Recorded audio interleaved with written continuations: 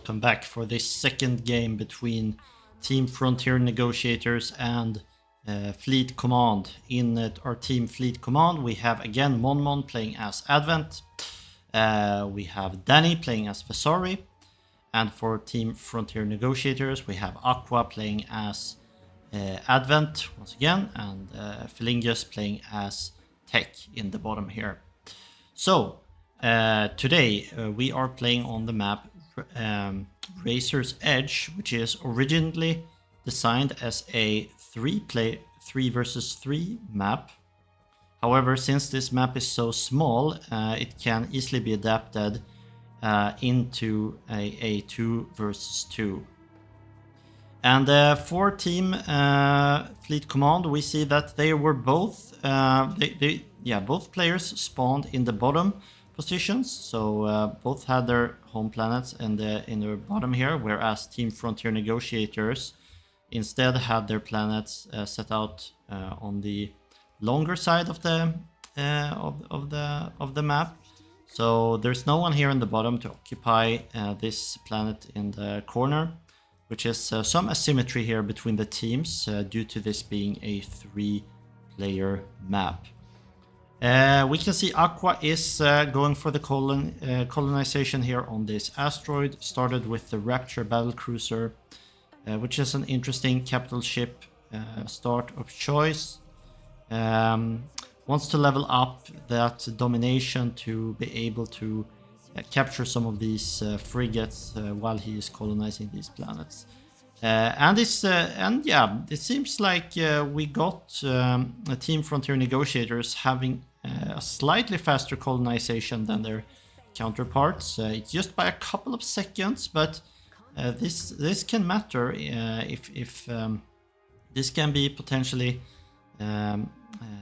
this can potentially matter. And of course, since Danny starts as Vasari, we can expect him to have a slightly slower colonization start than his opponents, because Vasari does, of course, have slightly slower colonization due to them having to capture their first planet right from the start. An interesting decision coming from Aqua, who decides to go back to his home planet to capture the planets backwards from his planet. So once again, we can see a similar kind of decision from the previous game, where Aqua decided to kind of not colonize directly towards his opponent, instead going for trying to capture as many of these planets as possible and get a more economic approach.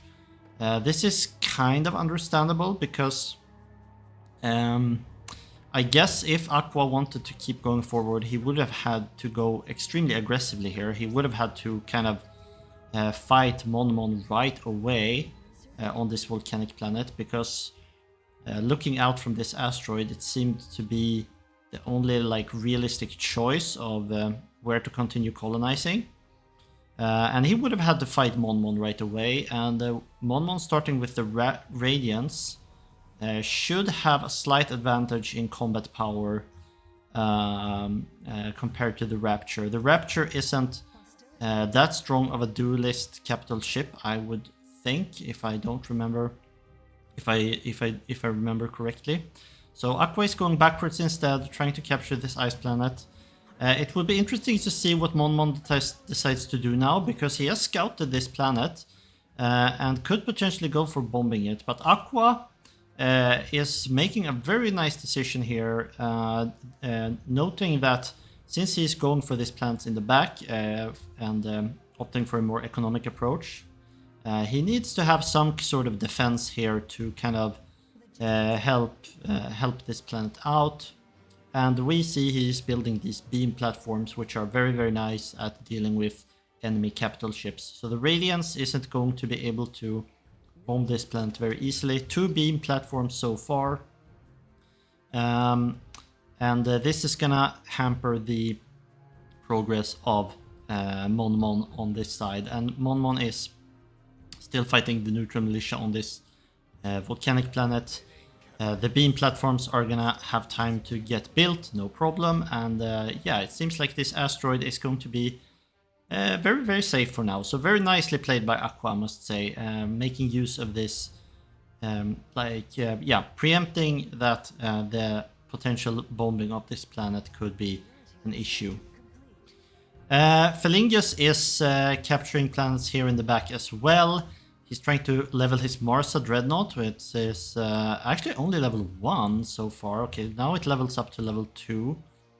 I guess it's not too much neutral militia on these asteroids, which is why the Marsa hasn't leveled yet.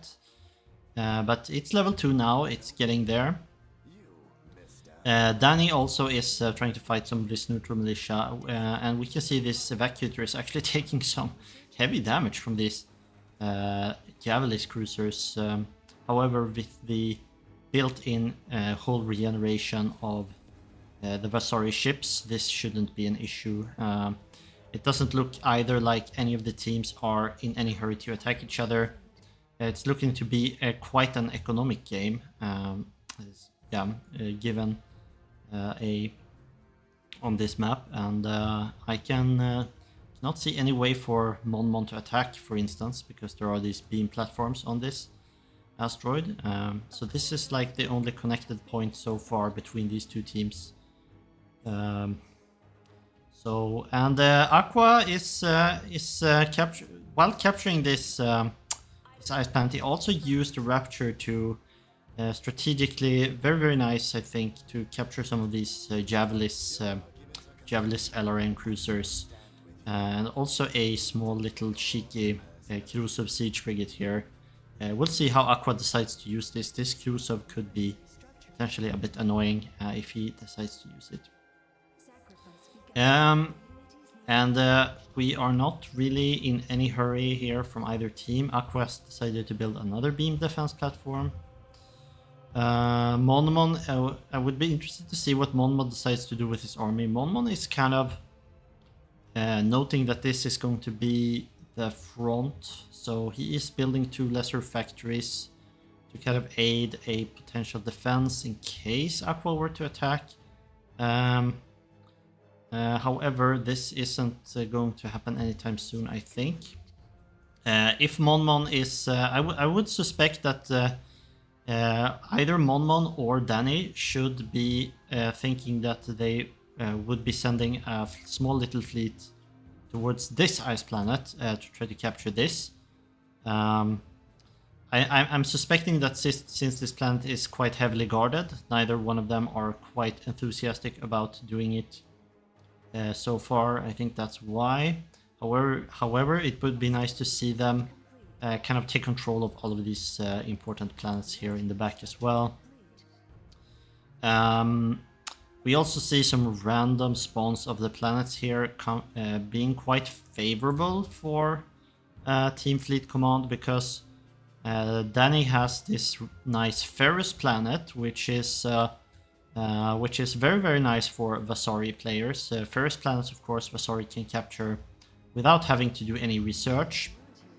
So, and for other races, this can actually be an issue to capture these planets. For other races, this comes perhaps in tier 3 or something like this. So, right. Yeah, we can see Danny's sending in the ships to his Ferrous planet now. Should be trying to capture it. Very nice. He has these frigates here fighting the neutral militia. We'll see if he loses some of these frigates. He should be perhaps trying to tank the damage here using his evacuator. But not too much of an issue. Like, losing some of these frigates is not the end of the world at this point, at least. And yeah, Monmon isn't going to stay here. He's building ships from this planet, but he's deciding to send them all over to the volcanic planet of Danny. And let's just see where he decides to send the ships. Is he gonna try to help Danny out, or is he going to try to capture the asteroids up in the here? Yeah, it's not too clear to me. Aqua has researched Primordial Colonization 2, so he's able to capture this planet. Has gone tier 2 very quick. Neither team has too large of an army, I think. Well, okay, we can see. Okay, well, Monmon has 200. Oh shoot. Okay, so this is actually okay. Monmon has an insanely large army. at this point. Like 250 supply, that's quite large at this point. So yeah, and he has a couple of plans as well. So we'll see if he decides to attack. I mean, since there were these beam platforms here, like Aqua is continuing to build even more defenses on this planet, and he's also now building these lesser factories. So like this this planet should be basically, or yeah, this asteroid should be basically untouchable now, even against these large fleets. And Team Fleet Command have their armies put together. Aqua is capturing this primordial planet. Felingius is over here, continuing to level his Marsa. He's captured 4 extra plans so far. The gang of freebooters have just come in. It's gonna give him a small power spike, or a very large power spike once it gets over to his fleet. I am quite surprised though to see that Felingius hasn't sent his fleet over yet to this volcanic planet to capture it. But it seems to be doing that now, so yeah, perhaps he was just thinking about something else, or trying to do something else. So yeah, pretty passive play from both teams. Neither team is really too eager to attack each other. And it seems like, okay, so this is a pretty interesting choice. Now we see that Monmon and Danny are attempting to gang up, and are gonna probably try to attack 2v1 against. Okay, so no, they changed their mind. I thought that Danny and Monmon were going to attack Aqua's asteroid over here, but they decide that they're not going to, and I think this is the right choice because, I mean, there's a lot of turrets here and even 3 lesser factories that can continuously build ships. So I don't think that they would have been able to break this very easily, even 2v1. Okay, so Felingius is still clearing out these planets. We're using his Marsa. But he is a bit, yeah, it's going quite slow here, I would say. The Marsa, of course, isn't the fastest ship at clearing these neutral militia, but still, like, these planets aren't captured yet. And I would like to see both teams kind of rushing for these. It would give a huge economic advantage. Aqua deciding to go for an attack here. In contrast to Aqua, Monmon hasn't opted to build much defenses here, and Aqua just quickly takes out all of the construction frigates, which prevents the last turret from being built. There are 2 turrets here though that had the time to get built. But Aqua doesn't want to focus on that. He just wants to focus down these lesser factories as fast as possible to prevent new ships from being built. This army is definitely gonna win against the 2 turrets aren't gonna be able to stop this, but they might hinder the progress here of Aqua. But this should prompt a response from Team Fleet Command. Yeah, so we see that they're both attempting to. They're preparing to jump in to help against counter this attack. Right, so Monmon is jumping in and Danny is coming along with him. Felingius is in it's unfortunate here for Aqua that Felingius isn't really in position to kind of help out with this aggression. So Aqua is going in to bomb this planet, but is now noticing that the entire fleet is here. So he rightly realizes this isn't going to work at all against this large fleet. It's now going to send the ships back. It's too bad, I would say. I was about to say that Felingius weren't in position here to kind of follow up on this aggression by attacking on the other side. Felingius has a Marsa with a race planet, their ability race planets, so he can bomb planets here very, very fast. And he also has the gang of freebooters and the pirate pillagers that could help out the Marsa for some very, very fast bombing power. So he has even 4 pirate pillagers. So he could do some very, very quick bombing here if Team Fleet Command isn't careful. And now Fleet Command is going for a very bold move. Then he has massed up some Tosurak Raiders to help deal with these buildings, and now they're going for a 2v1. So this is a very, very important fight from Team Fleet Command. Team Fleet Command probably needs to make something happen here. We're going for this bold attack. And Aqua does have a bunch of turrets here, but he's not really in range. Like, his army isn't really in the cover of the turrets. Is trying to retreat his army back, but he's being taunted like by the animosity of the Radiance, so he's not able to like send all of his ships back instantly.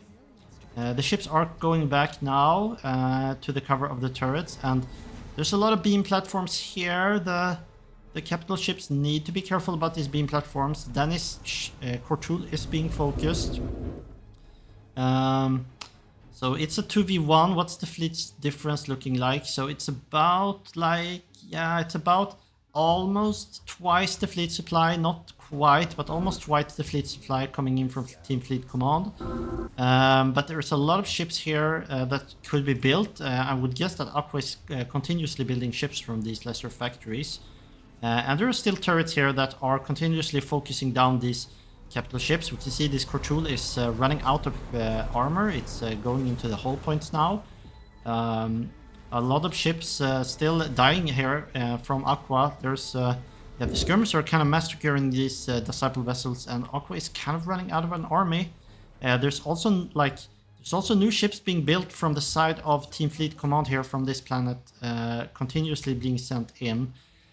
We see that Felingus notices this, is finally allowed to finally able to make a counterattack on the other side. We see what he decides to do. There's a couple of raiders here, okay, so it seems like Felingus is not opting to bomb this planet, but is instead gonna try to help out his teammate.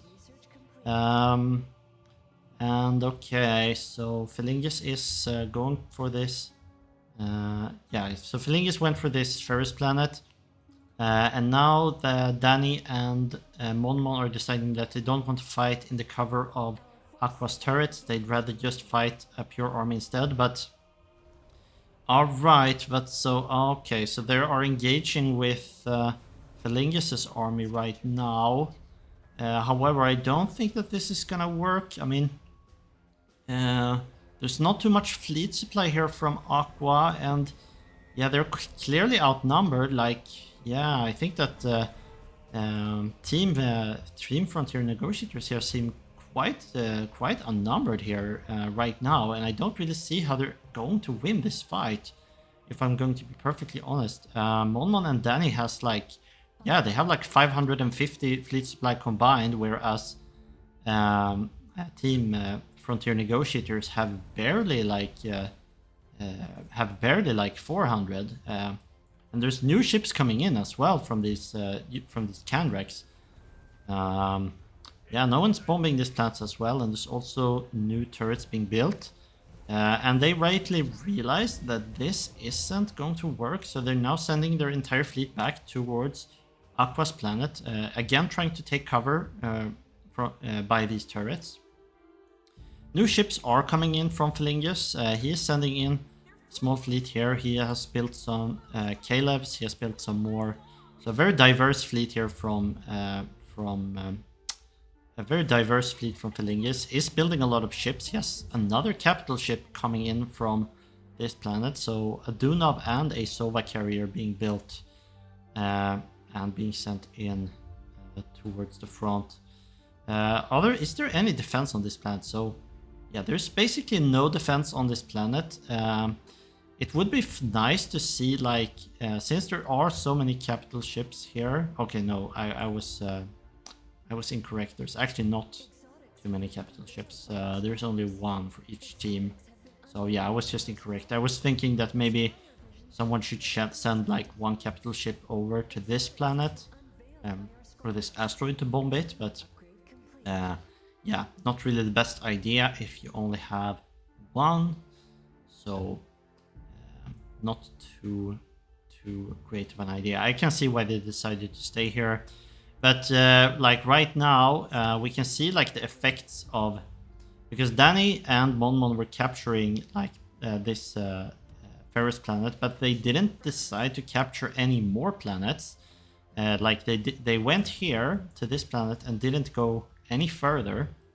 So now these planets out here have been captured by both Felingus and like both of these planets have been captured by Felingus, and this simply means that yeah, Frontier Negotiators now have a like significant economic advantage with all of these planets in the bag, and I think that they're simply going to outscale Team Fleet Command here if this game drags on, which I think it will. I don't see any like.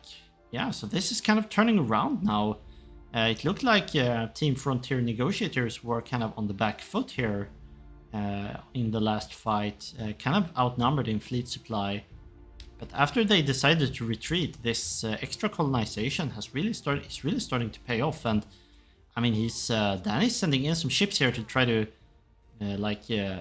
make something happen against this asteroid. But like, yeah, there's a lot of turrets here, man. Like this is quite a bit of turrets, and there's a large supporting fleet coming in here to help. I don't think that this is going to be too easy for this Danish army to break. And yeah, there's a lot of defending fleet here. Like this attack is definitely not going to work. Like this is just suiciding some ships here from Danish side, I think. And Danny realizes this. He's not going to jump back. So yeah, making a good decision there. However, once again, I can say, oh, so there's a fight going on here too. So we need to take a look at this.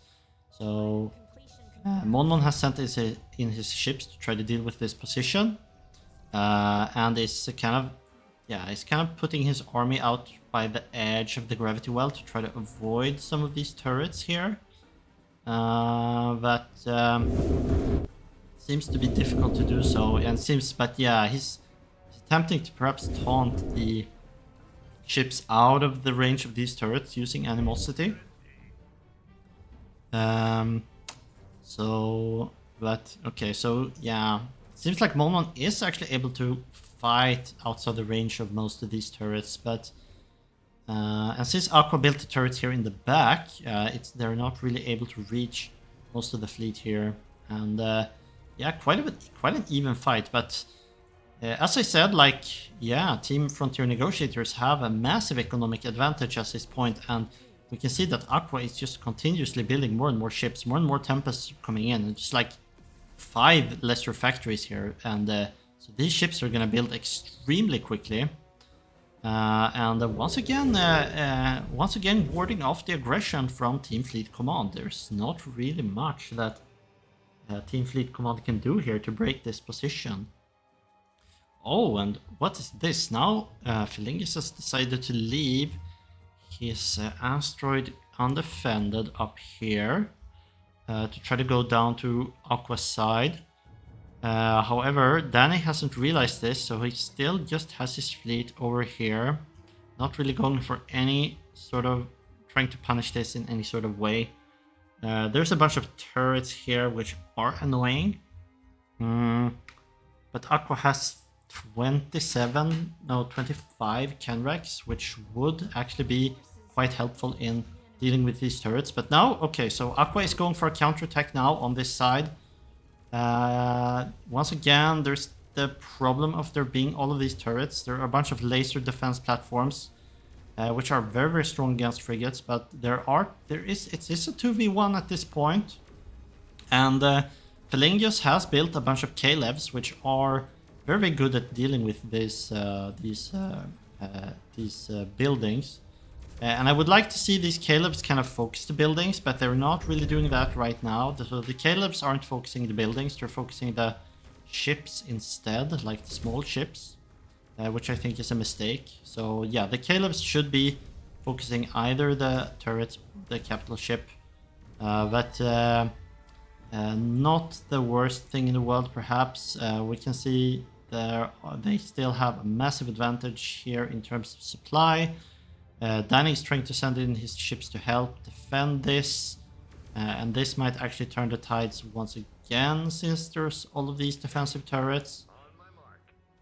So starting to send most of the ships back. Some of the ships aren't gonna be able to make it because the Radiance is taunting them.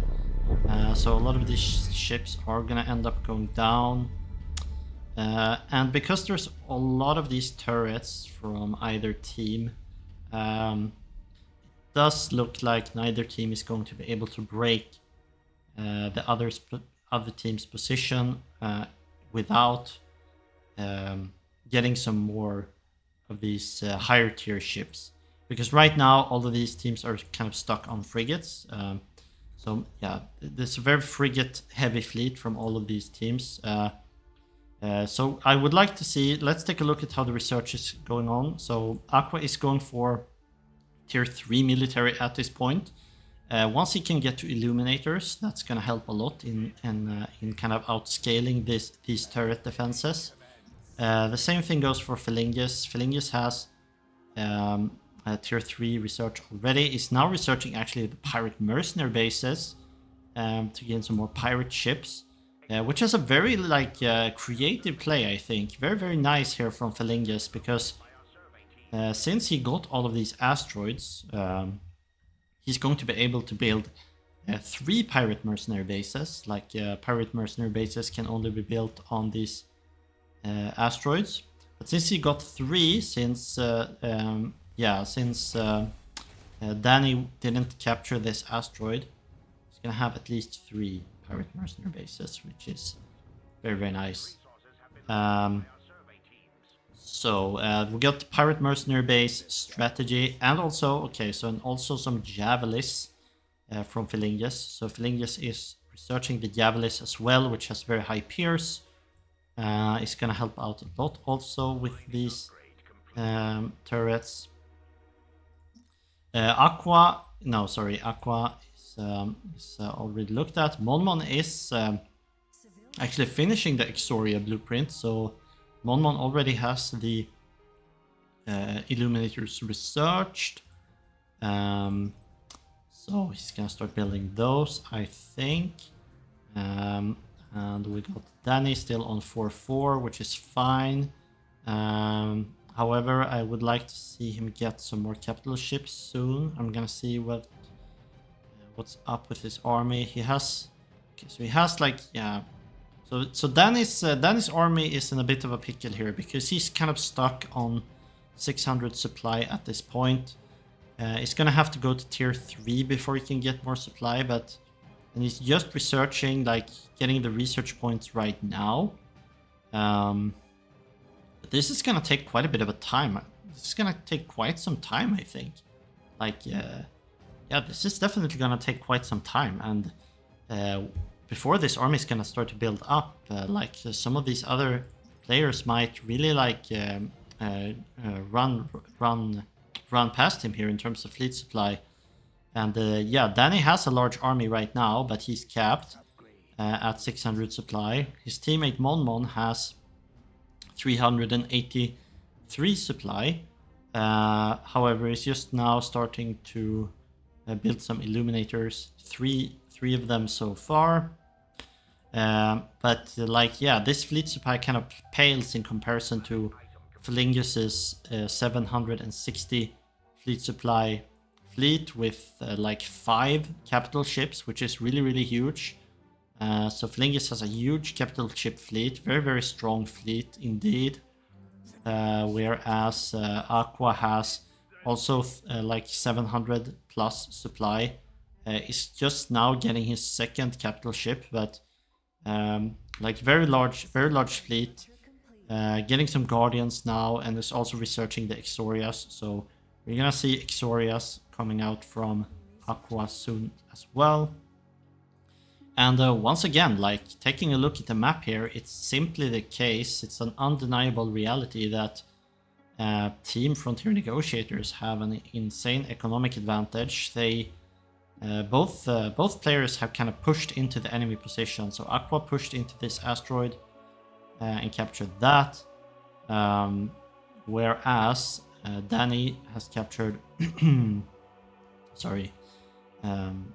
Danny has captured only up to this Ferris planet. So yeah, just a massive advantage here in terms of economy. And I expect both teams to just continue building up right now. Yeah, not much to say. So we're just gonna continue here and speed up a little bit because not much is going on. So both teams are kind of building, they're kind of building. Aqua is sending in some of these scouts, seeker vessels. And they're getting instantly killed, but they are at least scouting out the enemy fleet. He's sending in some fleets here now to take this derelict, perhaps. Just to grab some extra experience, I guess. Oh, and here we go. I'm gonna slow down again. So Felingus is kind of going for a small little attack here on this planet, but as soon as Danny comes back, he's deciding to retreat once again. Jumping ahead over to the star to where his teammate Aqua is.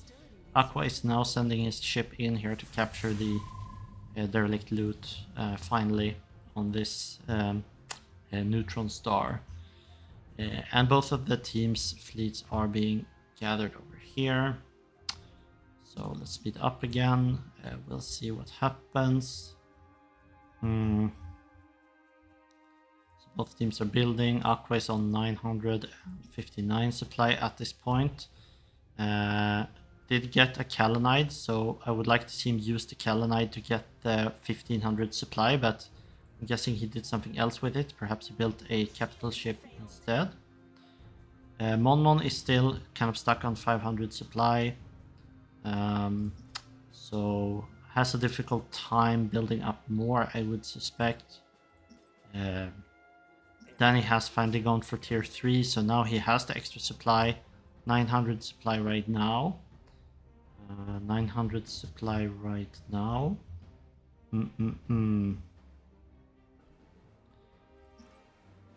But yeah, it's just a clear advantage for Felingus and Aqua. Their fleets are getting really big now, like 1000 supply for Aqua and 900 supply for Felingus, and yeah, I can expect them to, like with fleets this large, it's very unclear how much these turrets are gonna help. I don't think they're gonna help much at all, and they're deciding to go for an attack, a coordinated attack now. However, they are deciding to do so from 2 different directions. So some of Aqua's fleet is coming in from over here, whereas Felingus' fleet is coming in from the other side. And this might be... this is not optimal, perhaps. Preferably they would have liked to send in their fleet from the same side. However, the fleet difference here is so large that I'm not sure it's gonna matter. Like, both Felingus and Aqua are outsupplying their respective opponents extremely heavily right now, and these turrets aren't really in any position to do anything anymore. They're kind of pushing against too heavy fleet supply for these turrets to make any significant difference. And I am actually expecting this fight to be go decisively in the favor of Team Frontier Negotiators right now. So some heavy fighting going on, but Aqua is focusing this now using his illuminators. The Negotiator is losing health very rapidly. It does look like it might go down. 4000 health here. Shield burst came online. However, it does seem like this Evacuator is going to go down. Yeah, it's definitely going to go down. So very nice here. A huge win for Team Frontier Negotiators. Some of the fleet here is trying to clear out these turrets, whereas the other part of the fleet is fighting. So now Aqua's Rapture is being focused by Monmon's ships, but not too much. I think it's gonna get out for sure. Yeah, it's gonna get out for sure. And how's the fleet supply looking like right now? So yeah, let's see. Aqua and Felingus have quite a lot of fleet left, but it's actually evening out a little bit, which I didn't expect. I was expecting this to go in the favor of Team Frontier Negotiators much more heavily. And I suspect this might have to do perhaps with the fact that not all of their fleets are perfectly coordinated. Like, some of the fleet is trying to focus on these turrets, another part of the fleet is trying to fight the opponent's fleet. So Team Frontier Negotiators fleet is slightly uncoordinated here, which might make a difference. Monmon's Illuminators are doing the heavy lifting here for sure. There's not like too many of them, but actually doing a lot. There's let's see, Felingus sent in this Marsa, it's level 5, closing in on level 6, I guess. This fighting is still very unclear, very unclear who's going to win. So yeah, okay, so Monmon's Radiance is being focused right now. Is it gonna go down as well? It's kind of caught off guard. Yeah, it does seem like it's gonna go down as well. Oh my gosh, okay, so Monmon's level 6. Radiance is gonna get lost, and this is, okay, so this is massive loss here for Team Fleet Command. Yeah, I'm not sure how they're gonna get back from this, actually, because losing those 2 capital ships is just completely devastating. Like, now there's so many capital ships and other stuff from the other team. But actually some of the capital ships of the Team Frontier Negotiators does seem to have gone down as well. They do seem to have been focused down. I didn't really pay attention to that, but it's actually true, because Felingus did have like 5 capital ships before, and now he just has 1 left, which means that his capital ships did get focused fire down. But not too much of a fleet here from Danny, although Danny has the ability to build all of these turrets here. Okay, so no, I was actually kidding. Danny actually has a huge fleet here.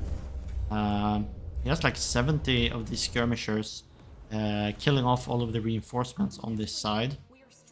So it does look like this is kind of going in the favor now of Team Fleet Command. I'm not sure if Team Fleet Command is gonna be instantly killed here.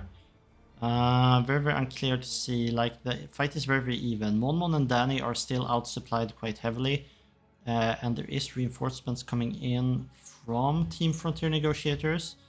But Monmon and Danny, even though Monmon and Danny are outsupplied, they do have defender's advantage. They do have all of these turrets still, which are starting to put in some work against these reinforcements at the very least.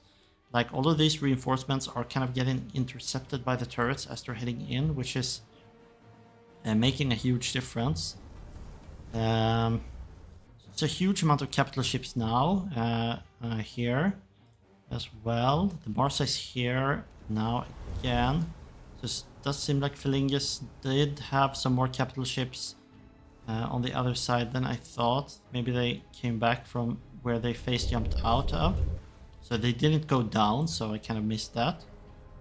A lot of turrets here still. I mean, if they could get rid of Monmon's fleet here, I think that would be quite good.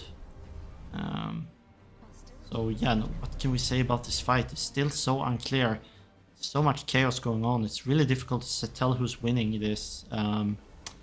There is a lot of skirmishers from Danny.